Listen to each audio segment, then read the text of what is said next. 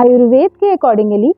आपका स्वस्थ रहना आपके डाइजेशन पे काफ़ी हद तक निर्भर करता है। अगर आपका डाइजेशन अच्छा है तो आप जो भी खा रहे हैं वो अच्छी तरीके से डाइजेस्ट होगा और उसी की वजह से आपके शरीर में जो धातुएं हैं, जो टिश्यूज़ हैं वो बहुत ही अच्छी तरीके से बनेंगी और आपको स्वस्थ रहने में हेल्प करेंगी। इसीलिए आयुर्वेद बहुत ज़्यादा जोर देता है कि आपके शरीर में जो जठराग्नि है वो अच्छे से काम करे और उसी के अनुरूप आपको खाना जो डिसाइड करना है, जो खाना आपको लेना है रोज़मर्रा की ज़िंदगी में, वो लेने के लिए कहा जाता है। ये बहुत ज़्यादा इम्पॉर्टेंट है कि आप अपने शरीर को समझें, अपने शरीर की रिक्वायरमेंट्स को समझें, अपनी प्रकृति को समझें, अपनी अग्नि को समझें और उसके अकॉर्डिंगली आप अपना फूड दें। अगर आपको कोई डाइजेस्टिव इश्यू है, जैसे कि गैस बनती है, एसिडिटी है, या आपको कॉन्स्टिपेशन का इश्यू है, या आप बहुत ज़्यादा भारी खा लेते हैं तो बहुत ज़्यादा हैवी लगता है आपको, तो आपको समझना चाहिए कि आपका डाइजेशन थोड़ा सा वीक है और आपको उसके अकॉर्डिंगली काम करना चाहिए। अगर आप अपने डाइजेशन के अकॉर्डिंगली खाना खाएंगे तो आपके बॉडी टिश्यूज़ प्रॉपरली अच्छी से नॉरिश होंगे और आपकी बॉडी हेल्दी वे में ग्रो करेगी और जो भी मेडिकल इश्यूज़ आते हैं उनसे जल्दी से रिकवर कर जाएगी और अगर कोई मेडिकल इश्यूज़ आ रहे हैं तो उसको ट्रीट करने में आपको हेल्प करेगी।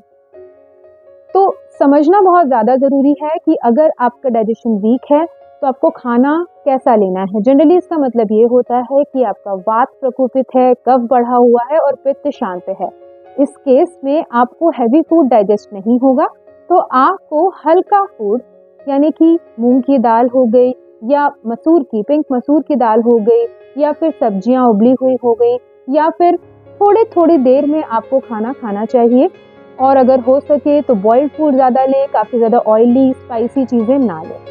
ये समझने की ज़रूरत है कि अगर आपका डाइजेशन वीक है तो उसे हमें ठीक करना होगा।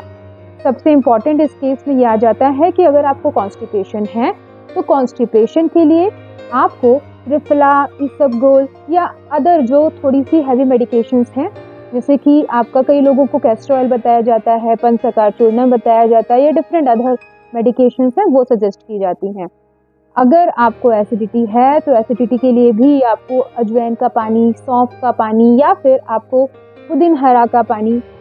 इस तरीके से कुछ लेने के लिए कहा जाता है या फिर अविपत्तिकर चूर्णम भी बहुत ज़्यादा एडवाइस किया जाता है। इसी के साथ साथ अगर आपको गैस बहुत ज़्यादा बनती है तो आप सौंफ का पानी लें, आप हल्का खाएं, थोड़ा सा आप एवरी 2 आवर्ली मील्स को लेना शुरू करें, हल्का खाना खाना शुरू करें और उसी के साथ साथ आप चाहें तो लवणभास्कर चूर्ण या कई सारे और भी मेडिकेशंस हैं जैसे कि बाबा रामदेव का गैस हर चूर्णम, ये आपको काफ़ी हद तक हेल्प कर सकता है। तो अगर आप किसी भी तरीके के डाइजेस्टिव इश्यूज से जूझ रहे हैं तो उसे ठीक करना बहुत ज़्यादा ज़रूरी है ताकि आप जो भी खा रहे हैं वो प्रॉपरली डाइजेस्ट हो, ताकि आपका जो अन्न है,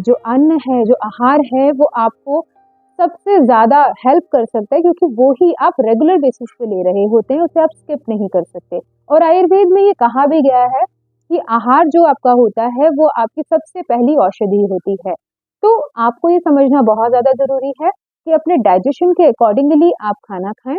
अपने डाइजेशन को समझने के लिए बहुत ज़्यादा ज़रूरी है कि आप ये समझें कि किस किस तरीके से आपको प्रॉब्लम्स आ रही हैं और उसके अकॉर्डिंगली आप उसको रिजॉल्व करें। आयुर्वेद में जो भी मेडिसिन दी जाती हैं उसमें सबसे इम्पॉर्टेंट ये मेडिसिन आपको लैक्सेटिव ज़रूर ऐड की जाती है ताकि आपका पेट अच्छे से साफ हो, क्योंकि अगर पेट में गंदगी पड़ी रहेगी तो वो गैस बनाएगी, आपका जो खाना आप लेते रहेंगे वो डाइजेस्ट नहीं होगा और बहुत ज़्यादा अनकंफर्टेबलनेस हो जाएगी।